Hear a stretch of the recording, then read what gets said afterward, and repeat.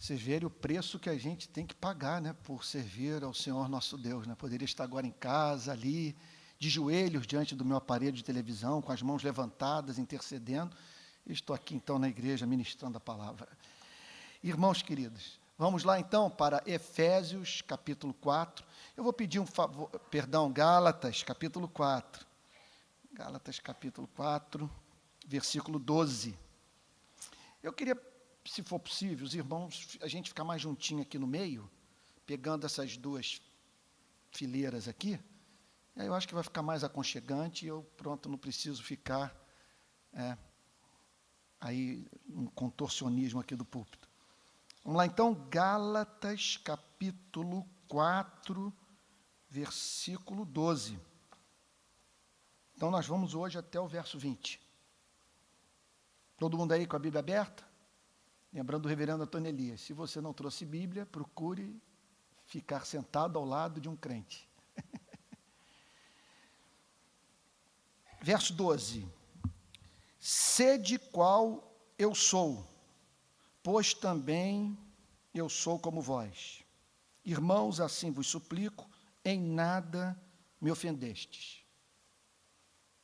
Para nós entendermos o versículo, é de grande importância que a gente faça uma breve recapitulação do objetivo da epístola. Por que esta epístola foi escrita?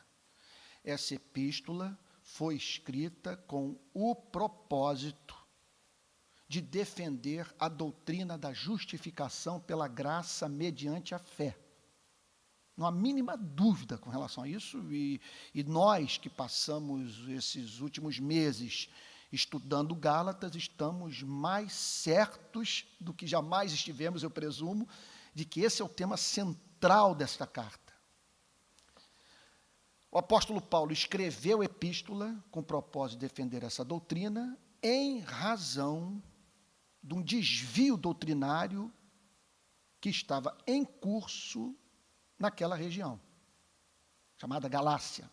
Os gálatas estavam se afastando do Evangelho, vamos assim dizer, tirando Jesus Cristo do púlpito, em seu lugar colocando Moisés, declarando que Jesus Cristo não é suficiente para a nossa redenção, que a salvação não é pela graça somente, mas que precisa ser complementada pelas obras da lei. A igreja, portanto, estava deixando de pregar evangelho para pregar moralidade. Só que tudo isso pegou o apóstolo Paulo de surpresa, e esses versos que nós vamos examinar agora evidenciam isso. O apóstolo Paulo é encontrado, especialmente nesse capítulo 4, em estado de perplexidade. Por quê? Ele havia pregado o Evangelho no poder do Espírito Santo. Uma pregação acompanhada de prodígios e sinais, com manifestações evidentes do poder de Deus, honrando o trabalho missionário do apóstolo Paulo. E não apenas isso, como resultado da pregação do Evangelho naquela região, conforme nós vimos recentemente, numa das exposições bíblicas, várias pessoas foram batizadas com o Espírito Santo ao mesmo tempo. O que significa, portanto, que essa foi uma igreja que experimentou um verdadeiro avivamento, que essa é uma das definições. Várias pessoas sendo seladas com o espírito da promessa simultaneamente. No verso 12, o apóstolo Paulo passa a abrir o seu coração de uma forma mais íntima, deixando um pouco de lado a defesa pura da doutrina para falar sobre a relação dele com os gálatas. É bem verdade que esse diálogo está permeado de doutrina. O apóstolo Paulo não abria a boca para falar sem ter a sua mensagem alicerçada num pressuposto teológico. Contudo, nós vemos uma nota profundamente pessoal nessa porção do capítulo 4. Se não, vejamos. Sede qual eu sou, pois também eu sou como vós. O que ele está querendo dizer com isso? Que vocês, muitas vezes nós, em nome da humildade, fazemos o contrário. Dizemos, olha, ouça o que eu falo, mas não fique de olho na minha vida, porque eu sou pecador, sou filho de Adão, eu caio. Isso pode até representar uma expressão de humildade. Contudo, se nós nascemos de novo, nós somos cristãos, regenerados pela graça de Deus, deve haver um espaço para uma declaração como essa, seja qual eu sou. O que ele estava querendo dizer com isso?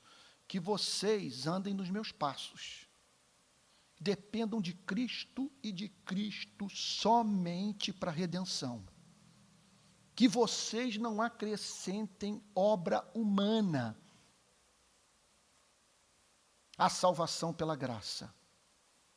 Que vocês não permitam que o evangelho que lhes foi pregado os leve para um moralismo estéril que os apartará de Cristo e os adoecerá.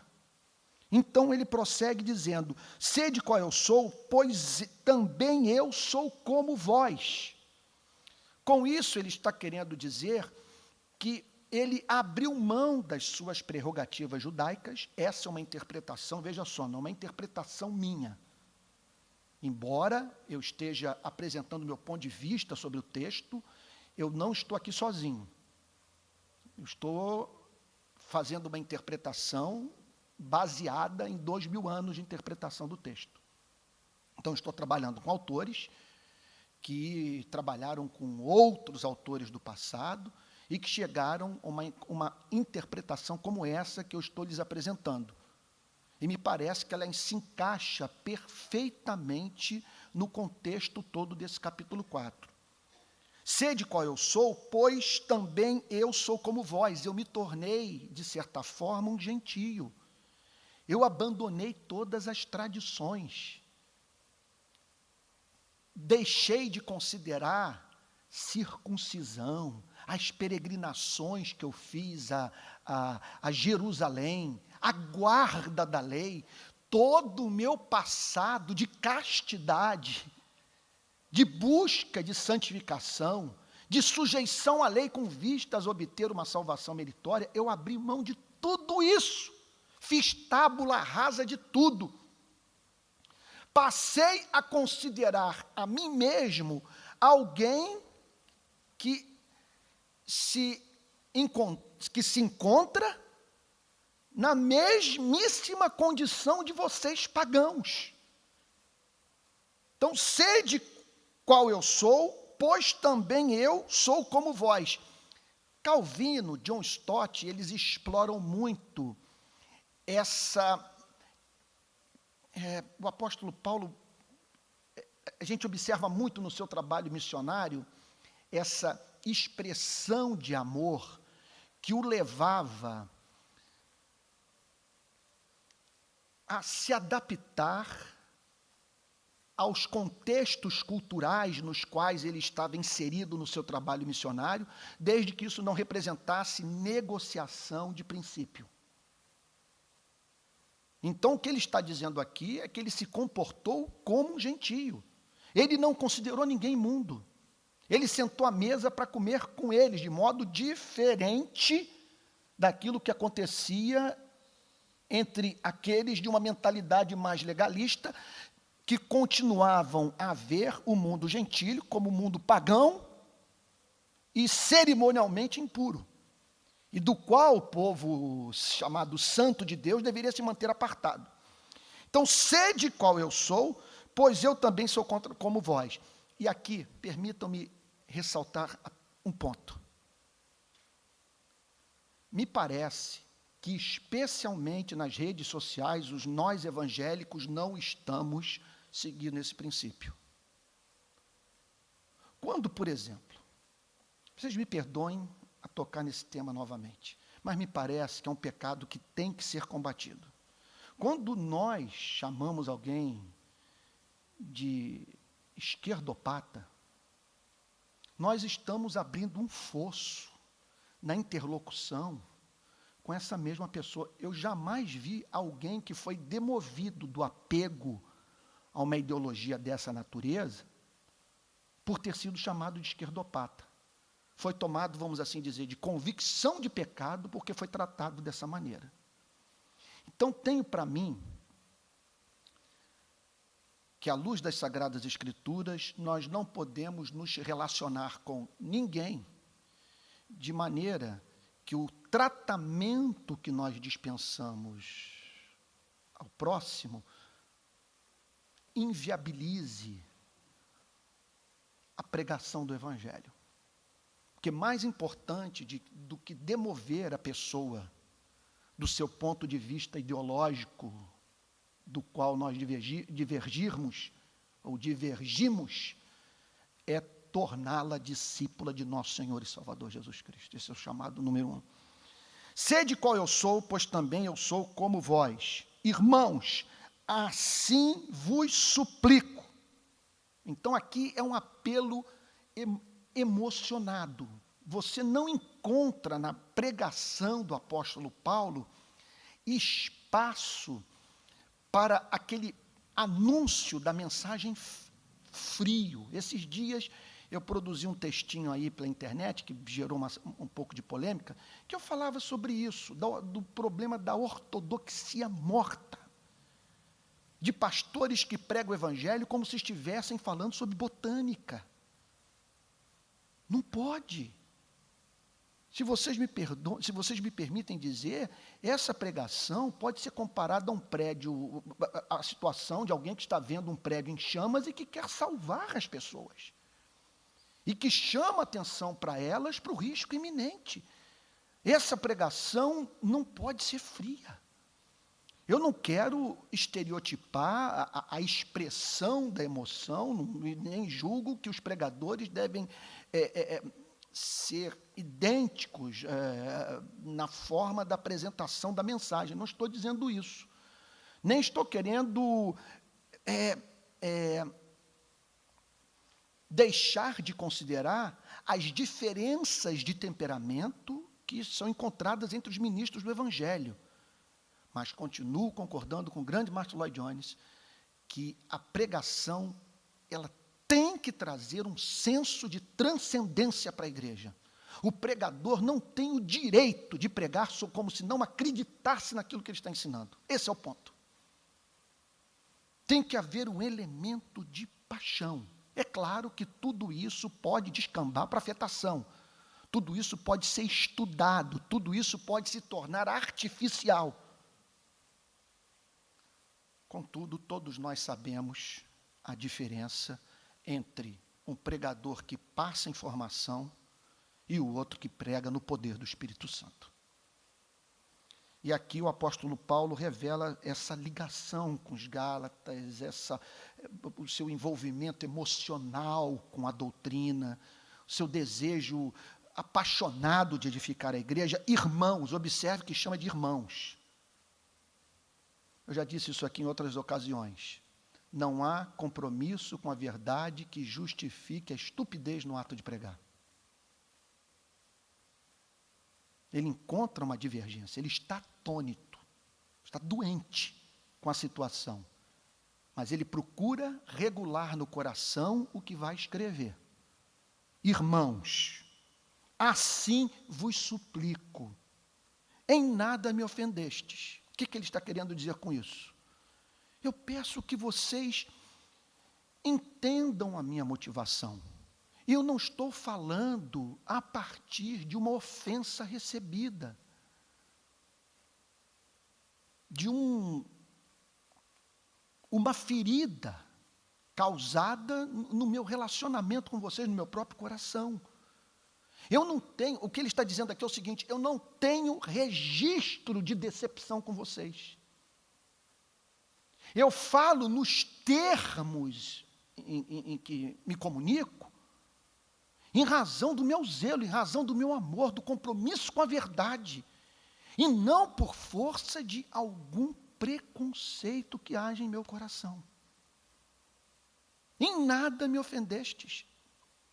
Olha o que ele diz no verso seguinte: e vós sabeis que vos preguei o evangelho pela primeira vez por causa de uma enfermidade física.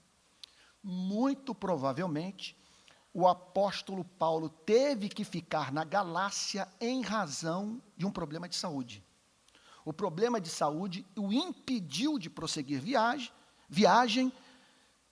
Ele interpretou o acontecido como um sinal da providência divina para ele permanecer na região da Galácia e ali pregar o evangelho. Agora, tudo leva a crer que era uma enfermidade repugnante. Muitos estudiosos do texto, da biografia do apóstolo Paulo, chegaram a essa conclusão. Alguma coisa que você olhava assim e causava repulsa. Porque olha o que o texto diz. Vamos lá, vamos repetir. Verso 13. E vós sabeis que vos preguei o evangelho pela primeira vez por causa de uma enfermidade física. Realmente, o tesouro habita em vasos de barro. Impressionante isso. E como que Deus usa essas lutas que nós travamos com o nosso corpo, às vezes com a nossa alma, para nos santificar, para nos tornar mais dependentes da sua graça, como também para nos humanizar. E posto que a minha enfermidade na carne vos foi uma tentação, ele está dizendo que a doença que o acometeu foi motivo de tentação para os Gálatas. Note, tudo que ele está falando agora tem a ver com a declaração: vocês não me ofenderam. Ele está querendo aqui apresentar aos Gálatas a impressão que os Gálatas deixaram em seu coração, naqueles anos de convívio, no trabalho missionário. E posto que a minha enfermidade na carne, portanto, foi um problema físico, um problema de saúde, aí aqui é difícil você dizer. A maioria é inclinado a declarar, quer dizer, a maioria dos comentaristas declaram que pode ser um problema nos olhos. Já teve gente que falou de epilepsia, que eu acho pouco provável. E outros falam de uma malária, mas não tem como ser dogmático, a Bíblia não diz qual era a enfermidade. Simplesmente diz que era uma enfermidade, seu corpo, que foi uma tentação para os Gálatas, e que, contudo, olha o que ele diz: não me revelastes desprezo nem desgosto. Então, com isso, ele está querendo dizer o seguinte: olha, eu estou sendo duro com gente que eu amo. Eu estou confrontando pessoas que eu tenho em alta estima. Não tem como sair da minha memória o fato que chegou um estrangeiro na Galácia, um judeu, em campo missionário pagão, doente, com uma doença repugnante, e vocês não me menosprezaram, vocês não me trataram com preconceito, vocês não me viram como um amaldiçoado de Deus. Pelo contrário, olha o que ele diz: posto que minha enfermidade na carne vos foi uma tentação, era uma prova para os Gálatas, era uma tentação. Uma tentação, isso é um problema epistemológico gigantesco, né? Porque às vezes você vê o sujeito, ele é PhD em não sei o quê, uma sumidade no seu campo de atividade profissional, mas quando vai falar sobre religião, vai falar sobre filosofia, vai falar sobre uma área que ele não domina, é estupidez do início ao fim. Já viram isso? E, contudo, as pessoas acolhem o que ele diz em razão dos seus diplomas, em razão do seu sucesso no seu campo de atividade profissional. E pode acontecer o contrário. de nós não reconhecermos a presença do tesouro que nos é apresentado num vaso de barro. Olha o que ele diz. Contudo, não me revelastes desprezo nem desgosto. Antes, me recebestes como anjo de Deus, como o próprio Cristo Jesus. Que coisa bonita. Coisa bonita. Gente, isso aqui daria para ficarmos a noite inteira falando sobre esse versículo, que ele está falando sobre a relação da igreja com os ministros do Evangelho. Veja só, o apóstolo Paulo aqui não está estimulando a subserviência. O apóstolo Paulo não está chamando ninguém a manter uma relação acrítica com o ministro, porque no primeiro capítulo, vocês estão lembrados que ele disse, ainda que nós, um anjo vindo do céu, vos pregue evangelho que vá além do que vos temos pregado, seja anátema. O que ele está dizendo é o seguinte, aí agora vocês vão me perdoar, porque vou falar em causa própria. Ele está dizendo o seguinte, se você identificar na sua vida, na sua igreja, no lugar onde você congrega, a presença de um ministro fiel à palavra. Ele pode não ser o mais bonito, ele pode não gozar de saúde física excepcional, ele pode até não ter uma formação acadêmica invejável, mas se ele é santo e prega a palavra de Deus no poder do Espírito, você deve tratá-lo como anjo, como se fosse o próprio Jesus, porque Jesus fala através dele.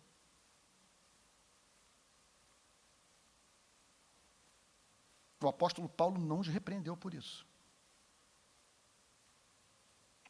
Não é que eles estabeleceram uma relação de dependência com Paulo, até porque onde quer que a doutrina da justificação pela fé seja pregada, o pastor, de certa forma, perde o controle da igreja. Porque não há mais intermediários entre a igreja e Deus. A justificação pela fé o faz considerar justo. Não há mais espaço para, por exemplo, confissão auricular. Você não tem que receber minha imposição de mãos para seguir o seu caminho. Você é livre. Você é declarado filho de Deus. Você tem acesso ao Santo dos Santos. Como também Deus o chama para ler as Sagradas Escrituras e chegar às suas conclusões pessoais. E não permitindo jamais que nenhum pastor tente constranger a sua consciência, levando, por exemplo, a ver nas Sagradas Escrituras o que você não consegue enxergar. Mas quando você vê no púlpito da sua igreja um homem pregando a palavra de Deus com clareza, honestidade, fidelidade, graça, revelando o que está no púlpito porque ama, essa pessoa deve ser especialmente honrada por você. E você deve estimular os demais membros da igreja a não permitirem que esse eminente servo de Deus veja o ambiente eclesiástico, vamos assim dizer, como uma prova para o seu ministério. Você precisa entender que sempre que esses homens se levantam, eles terão seus inimigos dentro da igreja. E jamais devemos aceitar denúncia contra o ministro que não vem acompanhada de 2 ou mais testemunhas. Calvino faz o seguinte comentário sobre essa injunção das epístolas pastorais. Que o apóstolo Paulo faz esse pedido à igreja porque os ministros fiéis da palavra são sempre especialmente atacados por Satanás, que quando não os leva para o desvio doutrinário ou desvio moral, levanta na igreja caluniadores. Então aqui está o apóstolo Paulo dizendo, vocês me trataram como anjo de Deus, como o próprio Cristo Jesus. Ele não está dizendo que ele estimulou esse tipo de tratamento, ele está apresentando um fato. Tudo para fortalecer qual ponto? Eu estou sendo duro com vocês por amor. Não há nenhuma prevenção. Eu não tenho um histórico de mágoa, pelo contrário. Falo nesses termos porque os amo. E o meu amor não é gratuito, porque vocês se tornaram amáveis para mim. O amor que eu tenho por vocês não é apenas um amor benevolente, é um amor complacente. Eu me deleito em vocês em razão da forma como que vocês me trataram. Uma vez que vocês me identificaram como servo de Jesus Cristo, vocês me trataram como se eu fosse o próprio Jesus. Agora, para o ministro ser amado, ele tem que se tornar amável. Que é feito, pois, da vossa exultação? O que vocês estão fazendo daquela alegria que revelaram quando me conheceram? Enquanto Deus operava milagres, e eu pregava, e pessoas se convertiam, e o Espírito era derramado. O que é feito, pois, da vossa exultação? Pois vos dou testemunho de que, se possível fora, teríeis arrancado os próprios olhos para nos dar. Coisa linda. Aqui ele está apresentando, na verdade, ele está querendo ganhar o coração da igreja, ele está querendo desconstruir uma mentira satânica. Qual mentira satânica? Ele está sendo movido por mágoa, ele está sendo movido por ciúme. Há uma raiva que o faz lidar com a igreja nesses termos. Aqui o apóstolo Paulo está dizendo o seguinte: pelo contrário, o amor que eu recebi de vocês me convenceu que vocês estavam dispostos até mesmo a arrancarem dos seus corpos o que vocês consideram mais precioso para suprir uma necessidade minha, a própria visão. O que leva alguns comentaristas a dizerem a seguinte coisa, que o problema era nos olhos. Não acredito, e muitos eruditos são da mesma opinião, que não dá para chegar a essa conclusão. Porque pode significar realmente que, em razão do problema nos olhos, os Gálatas, no seu amor pelo apóstolo Paulo, se sentiram movidos a fazer esse tipo de oração que normalmente nós vemos na relação de pais com seus filhos. Né? Você querer estar no lugar do filho, sentir a sua dor para poupá-lo do seu sofrimento. Então, se possível, vocês teriam me dado os seus olhos para que eu pudesse enxergar melhor. Essa é uma interpretação. Pode ser que seja verdadeira. A outra interpretação, vocês estavam dispostos a me dar o seu bem mais valioso. Tamanho o amor que demonstraram pela minha vida. Então, certamente, ele está falando o seguinte: durante o tempo que eu passei entre vocês, eu não sofri nenhuma necessidade. Vocês ouviram minha palavra com santo temor. Eu tinha a atenção de toda a igreja. Quando eu me levantava para falar, a impressão que eu tinha é que vocês estavam me ouvindo como se o próprio Jesus Cristo exortasse através de mim. Vocês me trataram como se eu fosse o ser humano mais excelente, como se eu tivesse uma natureza angelical. Verso 16. Tornei-me, porventura, vosso inimigo por vos dizer a verdade? Esse é o ponto central.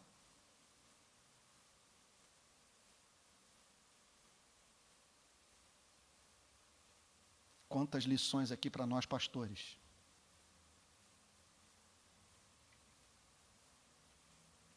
Porque ele entendeu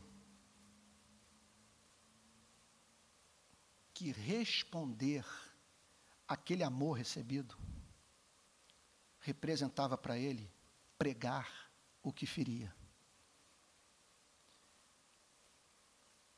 E que a maior manifestação de gratidão que ele poderia expressar na sua relação com os Gálatas era a manutenção de um ministério fiel. Eu não vou permitir que eu seja traído pelos nossos laços de amizade.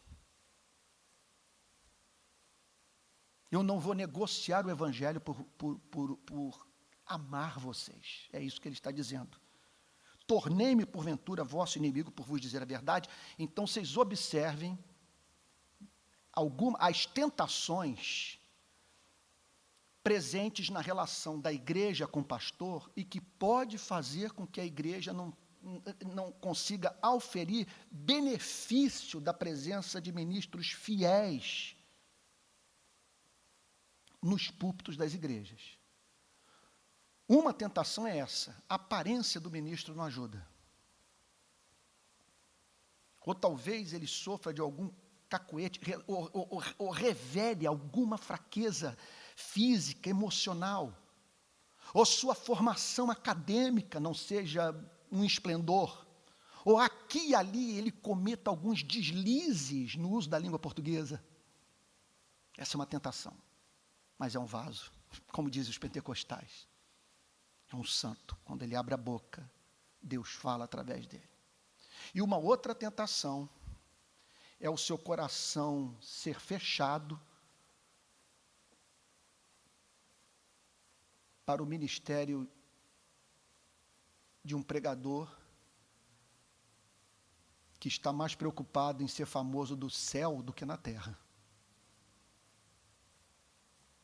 Então, essa é uma sugestão, essa é uma obra de Satanás no seio de toda e qualquer igreja. O ministro se levanta para pregar a verdade e Satanás semeia na comunidade que ele está falando nos termos em que fala, e ele traz para o púlpito os temas que servem de base para o seu sermão, por ele ter perdido o amor pela igreja. Então aqui está o apóstolo Paulo dizendo: tornei-me porventura vosso inimigo por vos dizer a verdade? Não é justamente o contrário? Que uma das expressões mais belas do amor é a veracidade? Verso 17, aí aqui ele fala sobre o ministério dos falsos profetas, e é impressionante, irmãos, é uma lei do mundo espiritual. Você planta uma igreja viva, então você faz surgir na cidade um organismo vivo, e aparecem do nada esses parasitas, que dependem de um organismo vivo para poderem viver. É uma coisa impressionante. Por exemplo, sei que muita gente vai me chamar agora aqui de Antônio, você está sendo politicamente correto, mas é questão de fidelidade à palavra de Deus. Uma das coisas que mais me deixa agoniado é quando eu vejo pregadores liberais que negam a inspiração da Bíblia, gente. Eles dizem que a Bíblia não é a palavra de Deus, que a Bíblia contém a palavra de Deus. Eles negam a obra substitutiva, vicária, sacrificial de Cristo. Eles não mencionam a palavra arrependimento em sua pregação. Eles não dizem que sem santificação ninguém verá a Deus. E esses homens, portanto, por saberem que não teriam como botar o feijão e arroz na sua mesa, pregando o que pregam no campo missionário, saindo para plantar igreja, o que eles fazem? Eles vão para dentro das instituições de ensino cristãs, para igrejas, e vivem, portanto, do trabalho honesto dos verdadeiros ministros do Evangelho, enquanto nos bastidores eles vão minando o que está sendo pregado. Então, olha o que o apóstolo Paulo diz, a tática que eles usam. Os que vos obsequiam, Calvino diz o seguinte, que essa palavra, no grego, tem o sentido de sedução. É uma mulher querendo levar um homem para a cama.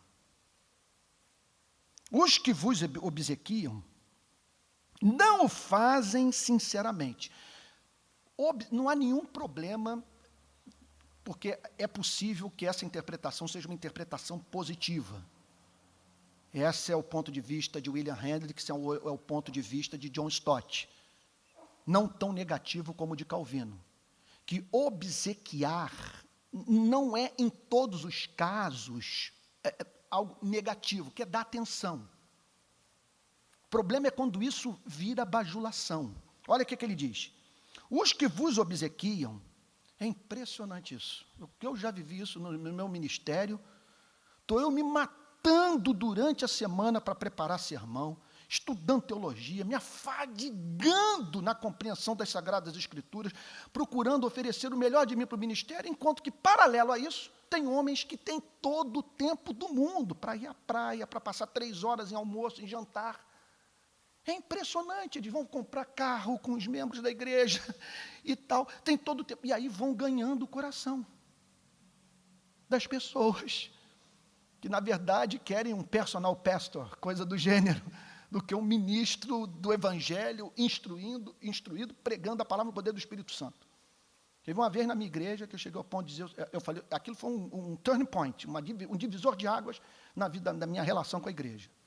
Me lembro até hoje, foi um dia de semana à noite, igreja reunida, e eu sentindo a pressão sobre o meu ministério, de gente que queria me moldar e me levar para um tipo de ministério que, quando você chega na minha idade, você é descartado, você é posto de lado. O que eu estou querendo dizer com isso? Você passa a vida inteira sujeito a essa agenda que o priva de estudar, que o priva de orar, que o priva de se desenvolver intelectualmente. E como não há modo de você manter o púlpito sem oração e estudo, como diz Charles Spurgeon, pregador que deixou de estudar, parou de pregar. Tem como. Então você está se dedicando a isso, enquanto que o outro está com todo o tempo do mundo para dar atenção a todas as pessoas da igreja. Então o apóstolo Paulo percebeu isso no primeiro século. Olha lá. Os que vos obsequiam não fazem sinceramente. Eles estão dedicando tempo a vocês, mas não movidos por amor. O interesse deles, veja só, não é o interesse da compaixão, do desejo de edificar, de levá-los à semelhança a Cristo. Eles vos obsequiam, os que vos obsequiam não o fazem sinceramente, mas querem afastar-vos de mim. O que ele percebeu? Eles estão querendo blindá-los e privá-los de toda a influência que eu possa exercer sobre a igreja que nós plantamos, que eu plantei. Igreja que custou o meu suor, pela qual chorei, a qual me dediquei. Eles querem blindá-los, porque sabem que a minha presença desconstrói as suas mentiras. Olha lá. Os que vos obsequiam não fazem sinceramente, mas querem afastar-vos de mim. Porque querem afastar-vos de mim, porque não quero ser místico, mas, por favor, somos cristãos e vou fazer uma interpretação bíblica do texto. Porque Satanás entendia que o apóstolo Paulo, pregando a palavra na Galácia, era Jesus Cristo falando através dele. Então levantou seus falsos profetas a fim de criar um fosso entre o apóstolo Paulo e a igreja. Mas querem afastar-vos de mim, para que o vosso zelo seja em favor deles. Em outras palavras, ele está dizendo o seguinte: eles os estão bajulando, para que vocês... Veja só, vocês que estavam dispostos a dar os olhos a mim, o façam por eles.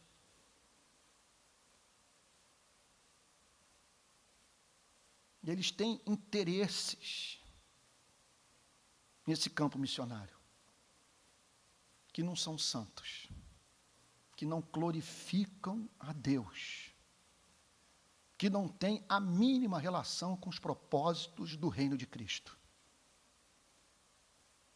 Os que vos obsequiam não fazem sinceramente, mas querem afastar-vos de mim, para que o vosso zelo seja em favor deles. Agora, o curioso aqui, é interessante isso, o sol que amolece a cera endurece o barro. Essa obra, é interessante isso, gente, ela vai variar de cultura para cultura. naqueles dias, olha que coisa impressionante, funcionou o moralismo. Pregadores se levantaram para tornar tudo mais difícil para as pessoas, e as pessoas os acompanharam. Enquanto que em outras sociedades o que funciona é o contrário. Eles ampliam esse caminho,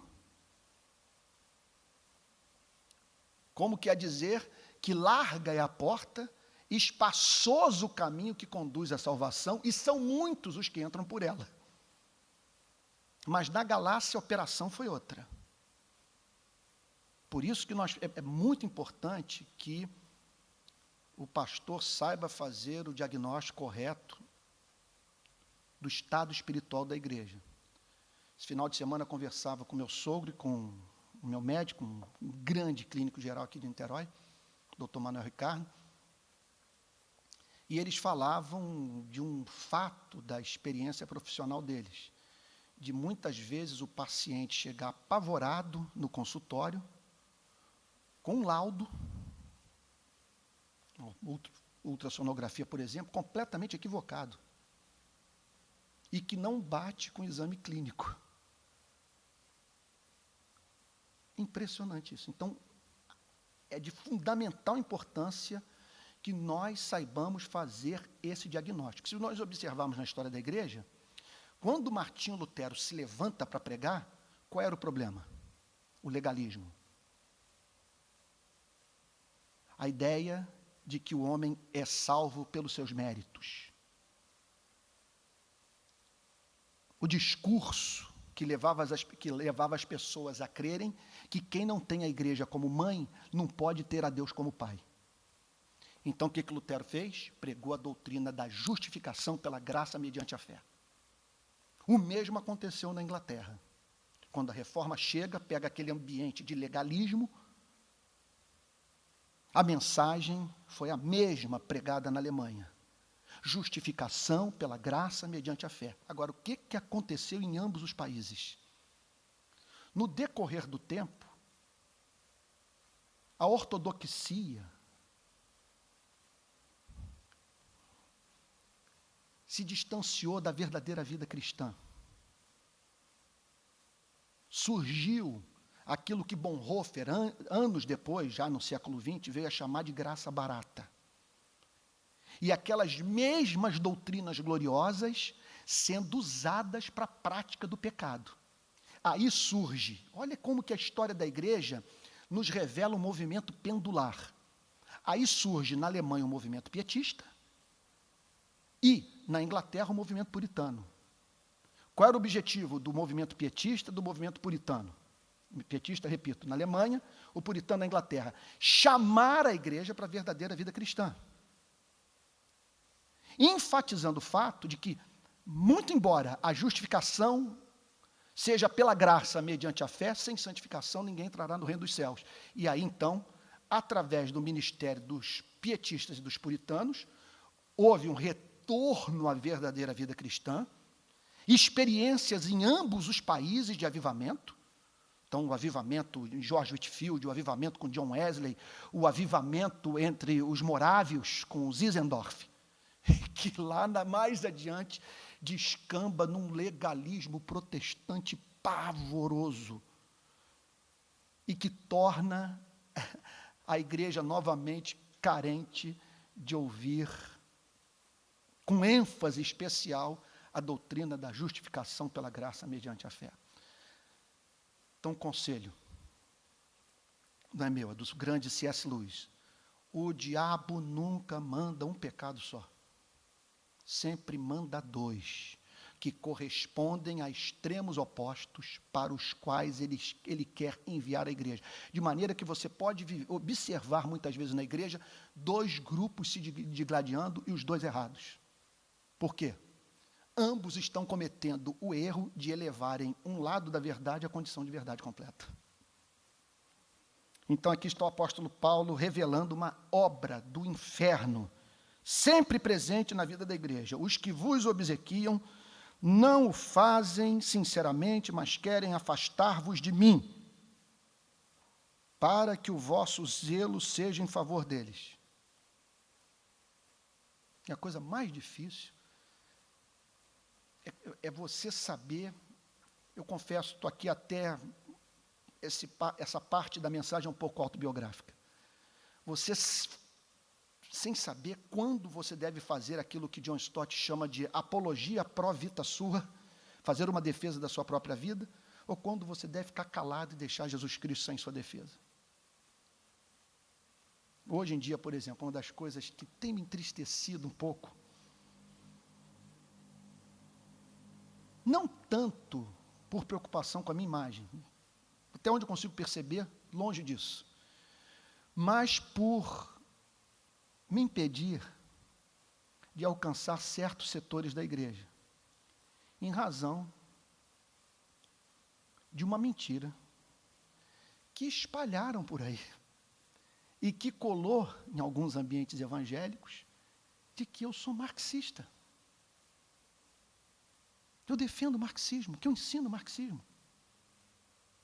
Só porque eu falo sobre o pobre, sobre direitos humanos, sobre justiça social.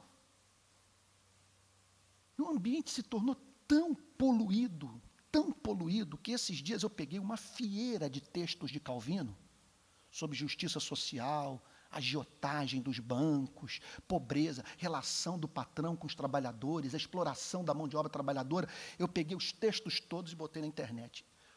Olha, o que teve de gente alucinada, a ponto de um se levantar dizendo o seguinte: você tirou os textos dos seus respectivos contextos, você não foi fiel. Não é bem isso que Calvino queria dizer. Vai lá estudar. Vai ler Calvino. Coisa mais simples. Pega na sua Bíblia, onde aparece a palavra pobre, onde estiver escrito pobre, vai nos comentários de Calvino e vê o que o Calvino fala sobre pobre. Esses dias, lendo Lutero, comentário aos Gálatas, ele dizendo: o trabalho do ministro é pregar a palavra de Deus e cuidar dos pobres. Só que isso é chamado de comunismo. É como diz o Dom Helder Câmara, vocês devem estar familiarizados com a frase: quando eu alimento os famintos, dizem que eu sou cristão. Quando eu cuido dos pobres, dizem que eu sou cristão. Quando eu pergunto por que algumas pessoas são pobres, dizem que eu sou comunista. E é isso que nós estamos enfrentando hoje no nosso país. É impressionante. O calvinismo puro sendo confundido com ideologias de esquerda. Verso 18. É bom ser sempre zeloso pelo bem, e não apenas quando eu estou presente convosco. Então, com isso, ele está trazendo à memória dos Gálatas o comportamento que eles revelaram enquanto o apóstolo Paulo esteve no campo missionário. Eles demonstravam grande zelo pelo bem. E qual é o bem naqueles dias? O bem era defender a doutrina da justificação pela graça mediante a fé. É bom ser sempre zeloso pelo bem, e não apenas quando estou presente convosco. Essa é interessante, essa é uma experiência do ministério pastoral, não sei se o pastor Tel já viveu isso. Às vezes eu sou procurado por pessoas que dizem o seguinte: olha, fulano de tal é complicadíssimo. Ele é arrogante, ele não trata as pessoas com cortesia, entre outras críticas mais. Ao que eu sou levado a dizer: você não está falando sobre a pessoa que eu conheço. Essa pessoa é ótima, é um excelente crente. Eu não conheço pessoa mais honesta, mais doce na vida. Ao que o meu interlocutor vira-se para mim e diz: mas você precisa ver Antônio quando ela não está na sua presença. Então, o apóstolo Paulo aqui está dizendo isso: é bom ser sempre zeloso pelo bem, e não apenas quando eu estou presente convosco. Penúltimo versículo da noite. Meus filhos, olha aí, o toque de ternura. Que significa o seguinte: se você quer ganhar a mente das pessoas, tome sempre o caminho do coração. Fale com doçura. E não há incompatibilidade entre falar com amor e exercer a autoridade espiritual da palavra. Meus filhos, e é interessante agora como que o apóstolo Paulo não tinha problemas com a sua identidade. É uma pessoa bem resolvida do ponto de vista da sua sexualidade, porque ele descreve aqui um sentimento feminino que movia o seu ministério sem nenhum problema. Meus filhos, por quem de novo sofro as dores de parto? Interessante isso na linguagem de um homem. É muito difícil a gente falar, nós homens falarmos nesses termos. Meus filhos, por quem de novo sofro as dores de parto? O que eu senti inicialmente por vocês foi um amor maternal e que se expressou da seguinte forma: enquanto eu pregava, eu sentia dores de parto, esperando o novo nascimento de vocês. Eu pregava gemendo por dentro, esperando que o Espírito Santo os tirasse do reino das trevas e os trouxesse para o reino do Filho do amor do Pai. Meus filhos, por quem, de novo, então ele está dizendo que naqueles dias vivenciava a mesmíssima experiência do início do seu trabalho missionário. Por quem, de novo, sofro as dores de parto, e aqui, mais uma vez, o apóstolo Paulo nos apresentando o principal vetor da obra missionária e da atividade de toda e qualquer igreja saudável, até ser Cristo formado em vós. Então, o chamado não é para tornarmos o crente de direita ou de esquerda. Nós não fomos chamados para tornar o crente liberal, neoliberal ou marxista.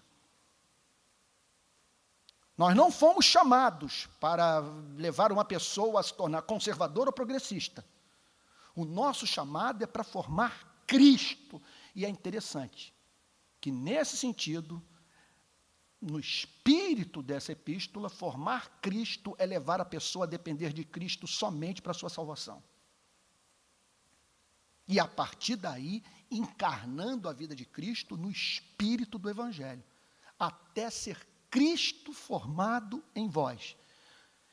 Então, veja só, aquelas pessoas, possivelmente em razão do discurso moralista dos judaizantes, se mostravam muito preocupadas com a lei. Então, o apóstolo Paulo aqui, até onde nós sabemos, não está tratando de desvios no campo da sexualidade. Ele não está administrando os problemas que teve que administrar na igreja de Corinto. Olha só que, portanto, a lição que nós aprendemos nessa passagem, que a igreja não deve ter preocupação precípua com moralidade. Ele está preocupado com o espírito que aquelas pessoas faziam o que faziam. Ele está dizendo o seguinte: o que lhes falta é a compreensão do Evangelho, vocês estão perdendo a essência do cristianismo. Eu os vejo preocupados com sexo, com dinheiro, com álcool, tabaco, trazendo aqui para os nossos dias, mas movidos por um espírito oposto ao espírito do Evangelho. Vocês estão mantendo uma relação com Deus que é própria da relação que um escravo mantém com seu senhor. Meus filhos, por quem de novo sofro as dores de parto, até ser Cristo formado em vós. Hoje, quando eu reli essa passagem,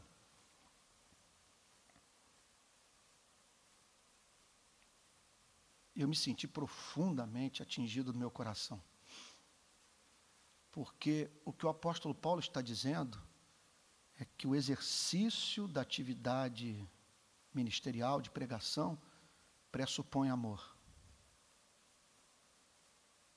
Que eu não deveria estar aqui se esse não é o sentimento que move meu coração.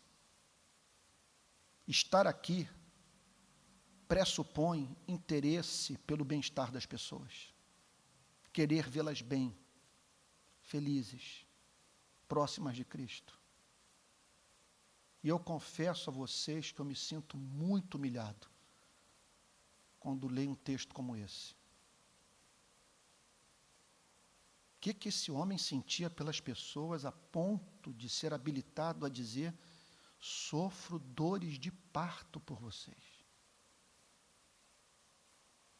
Esses dias eu li um trecho de um sermão de George Whitefield,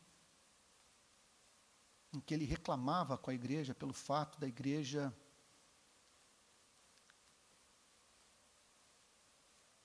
demonstrar uma insatisfação com excesso de emoção nas pregações de Whitefield. Ele chorava muito. Contam que não havia pregação que ele não chorasse. Aí nesse sermão ele diz o seguinte: olha, eu sei que vocês reclamam que eu choro muito. Agora, como que vocês podem esperar de mim que eu não chore, quando eu sei que há pessoas aqui que ainda não se converteram e que podem parar no inferno? Estou disposto a dar minha vida por vocês, por isso que eu choro, porque eu os amo.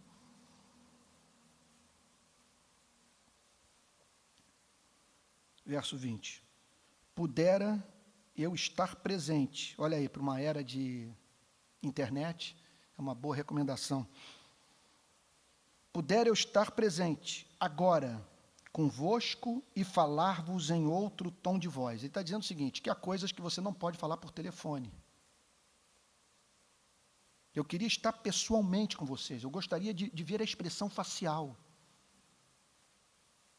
Eu queria também que vocês, essa é a forma de comunicação mais, vamos assim dizer, basilar. Escrever não é a forma de comunicação primária. A forma de comunicação primária é oral. É a mais autêntica, é a primeira, não é? Que nós criamos, que faz parte da nossa natureza, da imagem e semelhança de Deus que nós carregamos. E o apóstolo Paulo compreendia isso, que não há melhor forma de comunicação do que essa. Pudera eu estar presente agora convosco e falar-vos em outro tom de voz. Quisera que eu pudesse estar com vocês e responder perguntas honestas de modo honesto. E não apenas isso. Não precisar ser duro, não precisar confrontá-los, não precisar até mesmo disciplinar na igreja pessoas que um dia estiveram dispostas a dar a vida por mim. E aí olha como que ele conclui. Porque me vejo perplexo a vosso respeito. Em que consistia essa perplexidade? Vocês se libertaram do paganismo. Vocês adoravam deuses que pediam idiotices de vocês. Eu lhes apresentei um Deus doce, um Deus amoroso, um Deus que perdoa pecados. Eu lhes apresentei um Cristo misericordioso. Eu lhes apresentei um Cristo que não era um segundo Moisés, mas um Salvador, não um legislador, mas um Redentor. E Deus operou milagres na minha pregação. E vocês se converteram, foram batizados com o Espírito Santo e tomados da alegria celestial. Como entender agora vocês ouvirem pessoas que mal conhecem? E que estão ganhando o coração de vocês, dedicando o seu tempo, sua atenção, os bajulando, a fim de os escravizar, os afastarem da verdade. Consequentemente, afastarem de mim. Me sinto perplexo. Eu confesso que eu me sinto perplexo. Eu me sinto perplexo quando eu vejo pessoas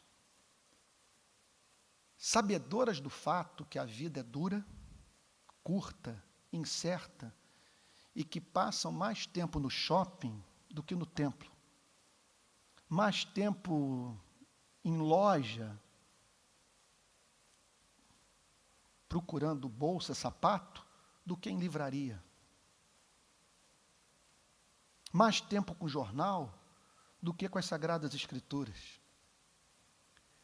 Esses dias eu fiz 55 anos.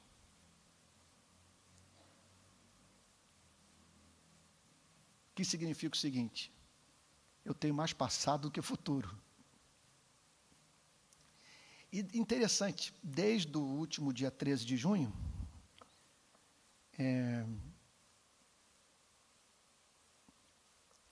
na minha vida essas datas funcionam.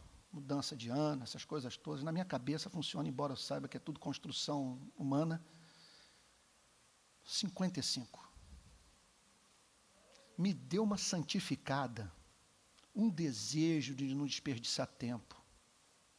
E coincidiu de eu estar lendo o fim para o qual Deus criou o mundo, de Jonathan Edwards.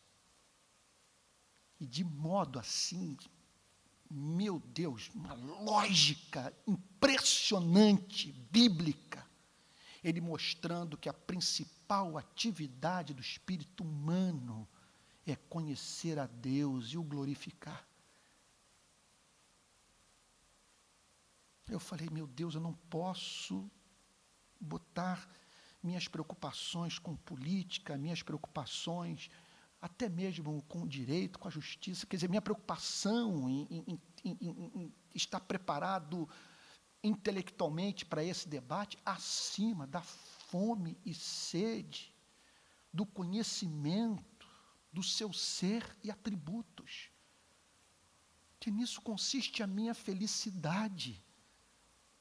Tu és o arrimo da minha sorte. Tu és o meu maior bem. E por uma questão de coerência, uma questão de sobrevivência psicológica até mesmo, eu preciso diariamente ter contato contigo e te conhecer e te amar e me preparar para partir. E partir o glorificando e o exaltando, e fechando a minha jornada espiritual, exaltando como o grande Martin Lloyd Jones. Contam que ele escreveu um bilhete para a Beitan e para as suas 2 filhas. Ele é casado e tinha 2 meninas. Mandou um bilhete para elas. Parem de orar por mim, não me detenham da glória. Foi o seu pedido. Selou, glorificando a Deus. O gol da morte do Dr. Russell Shedd, gente. Como o Dr. Russell Shedd morreu? Ele apareceu num vídeo nas redes sociais com umas feridas no rosto e se despedindo de todos e dizendo, olha, eu estou sofrendo, nos últimos meses minha saúde muito se deteriorou, mas eu sinto um prazer no que Deus está fazendo na minha vida. Estou de partida. Selou o seu ministério também glorificando a Deus. Agora, para isso nós precisamos do conhecimento de Deus. Estar aos pés do Senhor, buscá-lo de todo o coração. Então, essa perplexidade, ela se dá, é isso, sabe? Vocês me permitam dizer, pastor Theo, Mônica são testemunhas, e outros aqui que me viram me converter, André Gentil. Gente, uma oportunidade como essa, no meio de semana, na Igreja Betânia, com a exposição bíblica, seja através do pastor Theo, do Anjo, dos irmãos na época que tinham responsabilidade de ministrar a palavra, não faltava nunca. Anotava tudo e perguntava e terminava o sermão, colava nos pastores, os cobria de perguntas, me explica isso, me explica aquilo, quero entender aquilo outro. Vocês me perdoem falar nesses termos, 1000 perdões, gente, 1000 perdões, pode ser que eu tenha enlouquecido agora. Mas começou um curso, me converti em 82, em 83 tinha um curso, de segunda a sexta, de 7 às 10 da noite. E eu me matriculei de 7 às 10 da noite, e quando as aulas terminavam, eu me lembro até hoje, todo mundo feliz, acabou, graças a Deus, vamos embora, não vai terminar não. Eu falava, mas meu Deus do céu, como é que vocês podem querer ir embora diante do que esse homem está falando, diante dessa riqueza de informação? É claro, o ministro se sente perplexo quando vê que as pessoas não têm mais interesse por teologia, as biografias não são lidas, os comentários não são estudados, sabe? E o apóstolo Paulo aqui perplexo, porque as pessoas estavam se afastando do Evangelho, da justificação pela graça mediante a fé. É isso. Alguma pergunta? Alguma coisa que não ficou clara? Algo que do homem aqui vazou e que precisa de esclarecimento?